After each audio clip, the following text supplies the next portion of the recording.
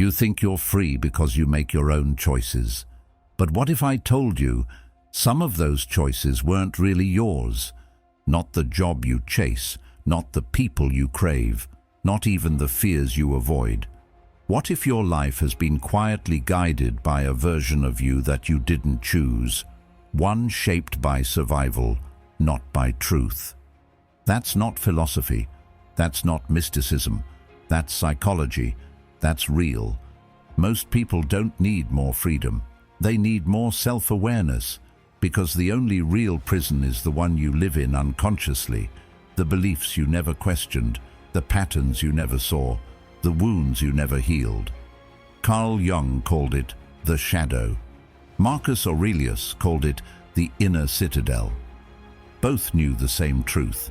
If you don't know what's moving you from the inside, then you're not living. You're just reacting. But here's the good news. The moment you see the mask is the moment you get to choose. That's what this video is about. Not fixing, not pretending, just noticing, honestly, compassionately, and maybe for the first time, remembering who you were before the world told you who to be.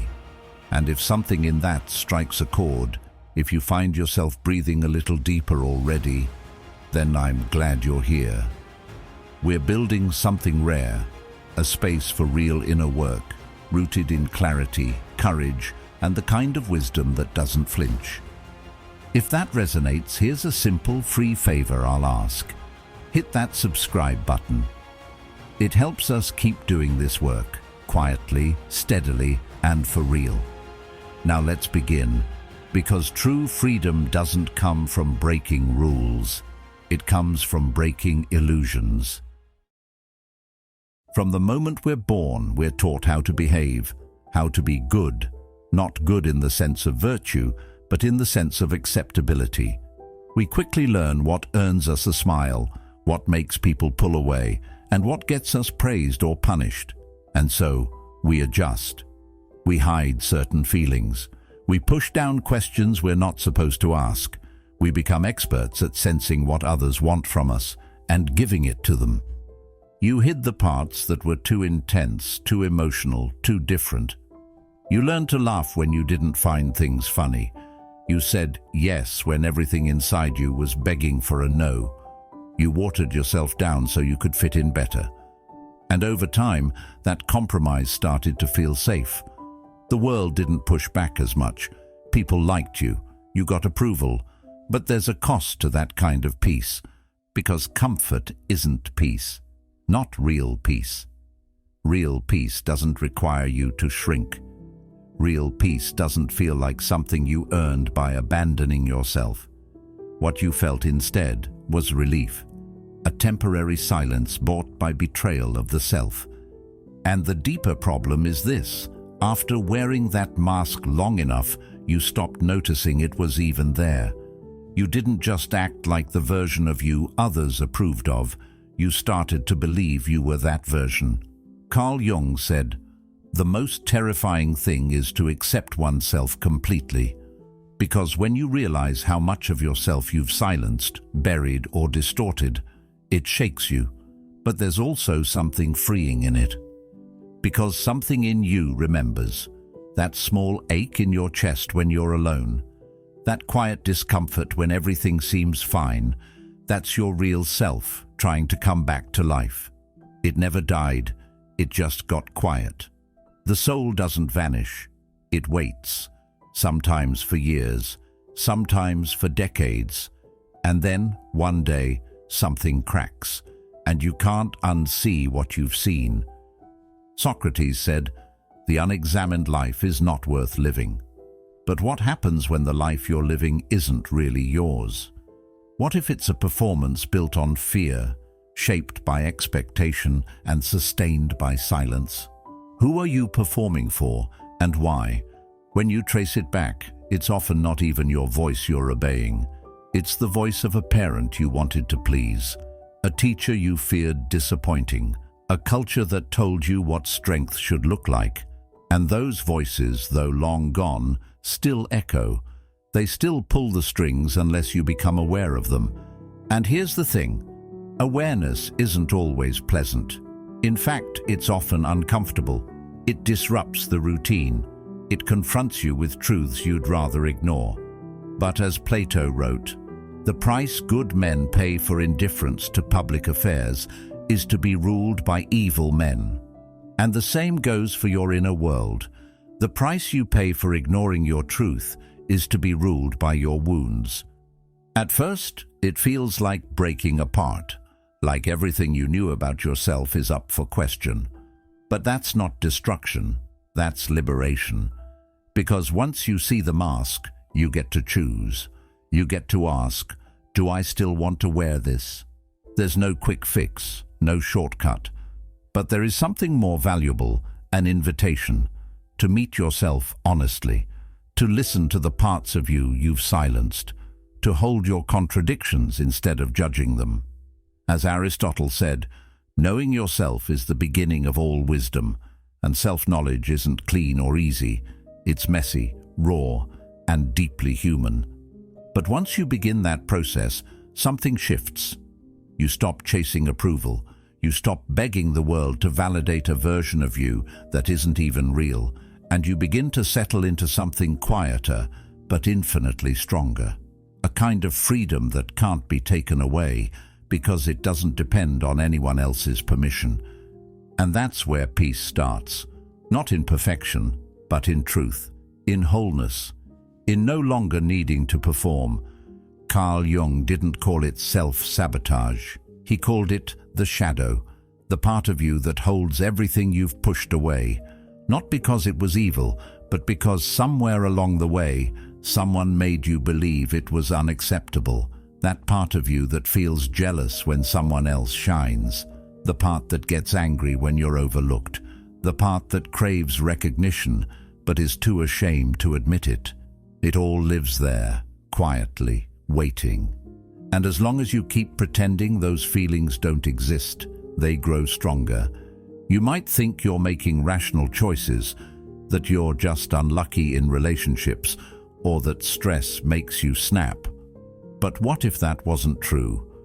What if those blow-ups, that stuckness, those moments you regret, weren't random at all?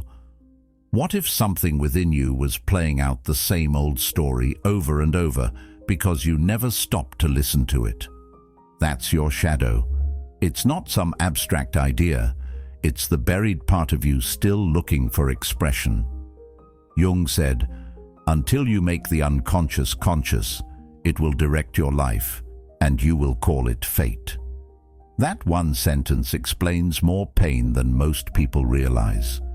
Because we walk through life thinking we're in control. But in reality, most of us are acting out emotional blueprints we never consciously agreed to.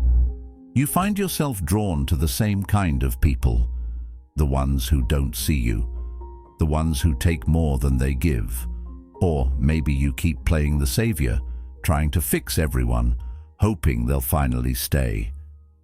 These aren't just bad choices. These are shadows in motion. They're the patterns we attract when a part of us is still trying to solve something that was never healed. And when it happens, we say things like, "Why do I always do this?" Or "What's wrong with me?" But those aren't the right questions. The better question is, what am I not willing to feel? Because whatever you're not willing to feel is usually what controls you. The shadow isn't just made of rage or grief or shame. It's also your hunger for love, your buried creativity, your silenced voice, your unapologetic truth. You may have locked it away to survive, but now you're still living as if the war is going on, and that's the real tragedy, when the danger is gone, but the armor stays on. Aristotle said, "Knowing yourself is the beginning of all wisdom." But knowing yourself isn't just about the polished parts. It's about turning toward what you've rejected and saying, "I see you. You belong here too." That's not weakness. That's wholeness. The longer you avoid it, the more the shadow distorts your relationships, your goals, your sense of self. You'll blame other people. You'll call it timing. You'll label it as just being how life is. But underneath it all, the truth doesn't stop whispering. And here's the shift. The shadow doesn't want to ruin you. It wants to be integrated. It wants to be acknowledged, not denied. Because inside those uncomfortable emotions is the raw energy that, if claimed, can become confidence, clarity, and power. You don't fight the shadow. You meet it. You sit with the discomfort instead of numbing it. You track the patterns instead of just reacting. You get curious instead of judgmental. Plato once wrote, "The first and greatest victory is to conquer yourself." And he wasn't talking about dominating your feelings. He was talking about understanding them. That's when you start to reclaim your choices, not because you've become perfect or emotionless, but because you're finally awake. You recognize when your shadow is being triggered. You catch it before it takes over, and slowly you begin to steer your own life, not by force, but by awareness. True freedom doesn't come from avoiding what's hidden. It comes from turning toward it and saying, "I'm ready now." Because when you bring light to the parts you once feared, you stop being driven by them. And that's when you finally take the wheel back. You say you want peace, but peace doesn't grow where truth is buried. You can repeat affirmations, meditate, surround yourself with soft lighting and calm music, but none of it lasts if you're still hiding from yourself. Denial isn't healing, it's just delay. And the more you delay, the more pressure builds behind the mask you've learned to wear so well. You say you want love, but how can anyone truly love you when you don't show them who you really are? You give people the curated version, the agreeable one, the one who never makes things messy or complicated. And while that may earn you acceptance, it's a hollow kind, because deep down, you know, it's not you they're choosing, it's your performance. You want clarity, you want to feel aligned. But every time discomfort shows up, you look away. You distract yourself, you scroll, you overthink, you escape into plans and to-do lists, telling yourself that productivity will somehow fix the ache. But clarity only comes when you sit with the mess, when you actually feel the thing you've been trying to outrun. You say you want growth, but growth is born from tension, from breakdowns, from staring your patterns in the face and saying, "I'm not doing this anymore." And most people avoid that moment at all costs, not because they're weak, but because it's hard. Carl Jung once said, "People will do anything, no matter how absurd, to avoid facing their own souls." And you can feel the truth of that in how quickly we reach for distraction when we're finally alone. This is the quiet war inside, between who you really are and who you've had to become to be accepted. That version of you who learned to keep things smooth, to suppress the inconvenient emotions, to act strong even when you're falling apart. That version didn't come from nowhere, it came from survival. But survival mode isn't meant to be permanent, and the longer you live in it, the more disconnected you become. That disconnection doesn't always look dramatic. It often looks like anxiety that won't go away, no matter how much you try to calm down. It looks like burnout from doing all the right things and still feeling empty. It looks like numbness that creeps in even when your life looks good on paper. These aren't flaws, they're signals. As if your body, your mind, your very spirit is waving a flag and saying, "You've drifted too far from yourself." Plato said, "The worst form of injustice is pretended justice." And something similar happens internally. When you pretend you're okay, when you pretend you're aligned, when you pretend you're whole, your inner world suffers an injustice because it knows better. It knows what's been avoided. It knows what still needs to be heard. The ego isn't the villain here. It's just afraid that if you show too much, you'll be rejected, that if you let go of control, you'll fall apart. So it clings, it edits, it polishes, it presents a version of life that feels more manageable. But that version also traps you, because it's not built on truth, it's built on fear. And the price of that illusion is high. You trade your depth for approval. You trade authenticity for certainty. You trade freedom for safety. But what if you didn't have to? What if peace wasn't about controlling everything, but allowing everything to be seen? Socrates said, "To know thyself is the beginning of wisdom." And maybe that's where it all starts. Not with fixing, not with performing, but with noticing, with being honest, with admitting what hurts, what scares you, what still needs healing. Because once you tell the truth to yourself, the war begins to end. And in that ending, something softer begins, something more grounded, not the kind of peace that's silent because it's suppressed, but the kind that's quiet because it's real, because finally there's no one left to pretend to be. The world taught you how to behave, how to blend in, how to speak when spoken to, smile when you're hurting, and never ask for too much. It taught you that being good meant being easy to manage. That love is something you earn by staying agreeable. But Carl Jung didn't tell you to be good. He told you to be whole. And there's a big difference. To be whole means to welcome all of who you are, not just the polished parts that get praise, but the rough edges too. The pride that shows up when you succeed, the pain that lingers when you're alone, the strength you rarely acknowledge, the shame you try to bury. All of it is you, and when you cut pieces of yourself out just to be accepted, you don't become more lovable. You become less you. Fragmentation doesn't always look dramatic. Sometimes it just feels like a low hum of emptiness, like you're living slightly outside your own life, going through the motions, nodding at the right times, saying what's expected, yet feeling like a stranger behind your own eyes. That's not peace. That's imprisonment. Plato once said, "The worst of all deceptions is self-deception," and he was right. The moment you start lying to yourself about what you want, what you need, who you are, you break that inner connection. And over time, that disconnection starts to hurt. It shows up as exhaustion you can't explain, as resentment that keeps building, as joy that feels just out of reach, no matter how much you accomplish. The first step toward freedom isn't a massive leap. It's a decision, a quiet, honest moment where you say, "I'm done pretending." You stop performing for applause that doesn't satisfy. You stop contorting yourself to meet expectations that drain you. You stop chasing the comfort of being liked and start reaching for the deeper satisfaction of being real. Yes, it will cost you. Some people won't know how to handle your truth.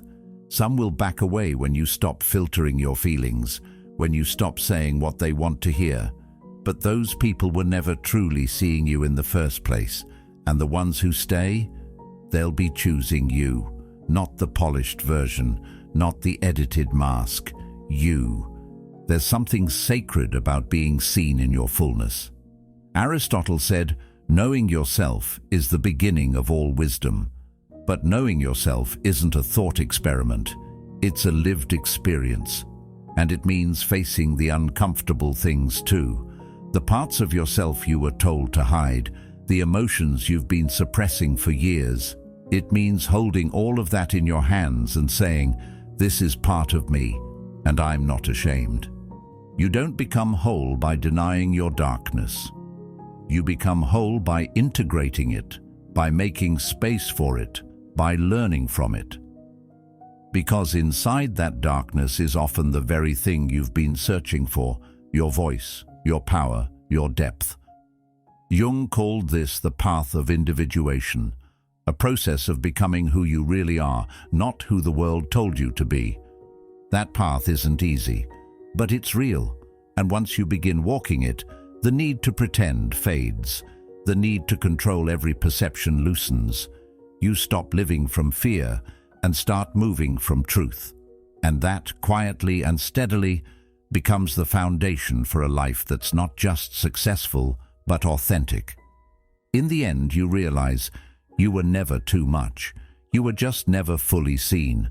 And now, you finally have the courage to be seen.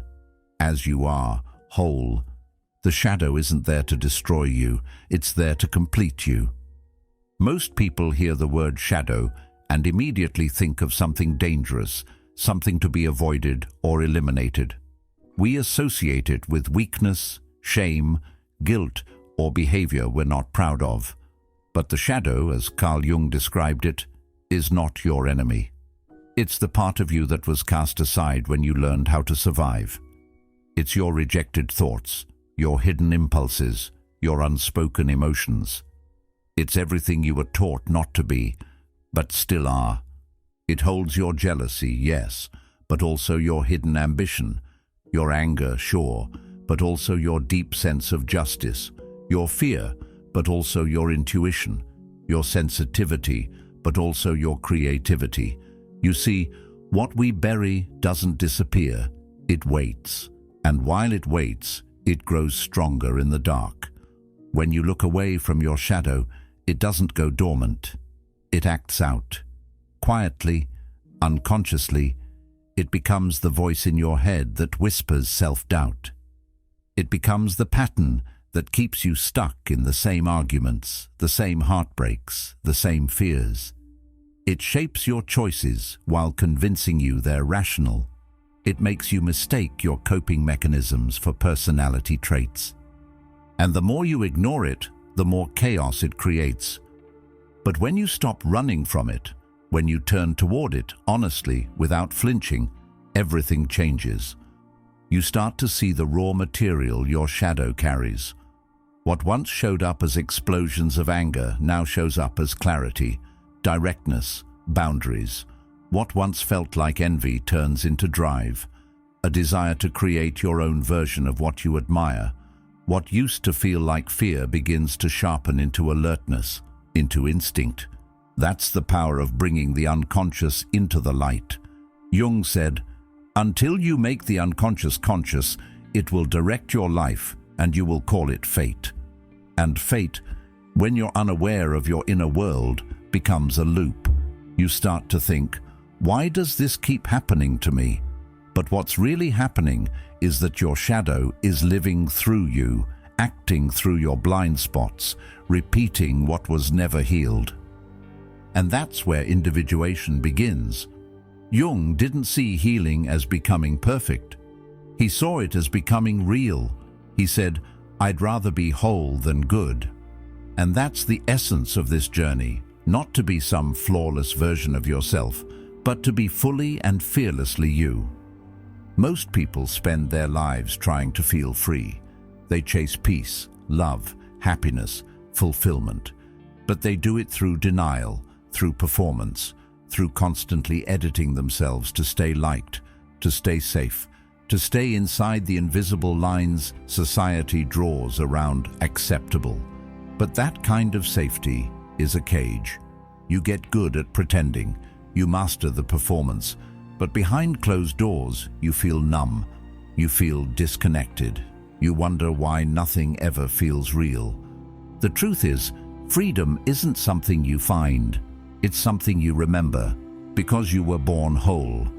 Before anyone told you who to be, what to hide, or what to be ashamed of, you were already free, fully expressed, curious, bold, sensitive, intuitive.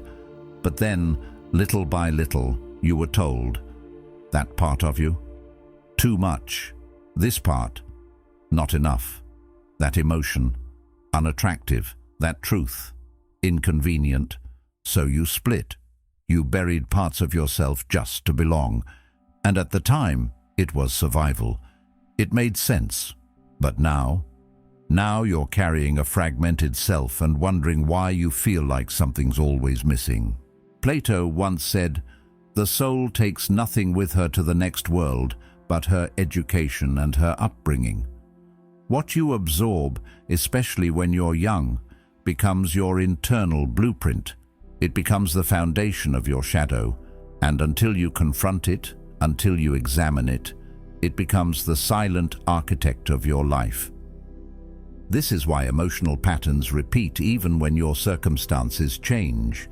You can leave the toxic relationship, find a better job, move to a new city, but if your shadow isn't integrated, the same core wounds find new ways to show up.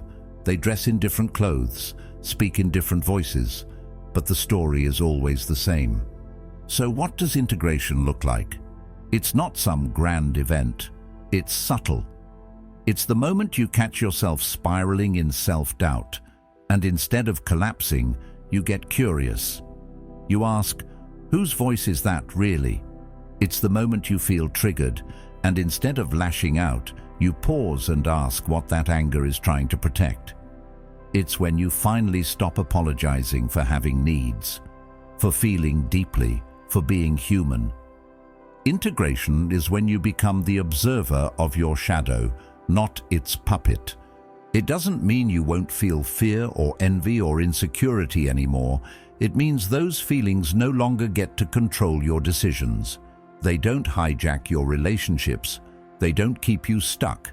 You recognize them for what they are: old signals, echoes, leftovers from a story that no longer serves you. And with that awareness, you take your power back. Socrates said, "The secret of change is to focus all of your energy not on fighting the old, but on building the new." But building the new begins with understanding the old, not avoiding it, not skipping over it with a list of goals and daily affirmations. You can't heal what you're still afraid to look at. You can't grow into your future if you're still being run by your past. Integration doesn't make you perfect. It makes you honest. And honesty, especially with yourself, is the foundation of real peace. When you stop lying about who you are, when you stop hiding parts of yourself just to be accepted, you finally feel what it's like to exhale.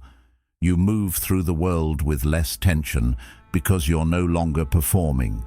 You speak with less hesitation because your words are rooted in truth. You love with less fear because you're no longer terrified of being fully seen.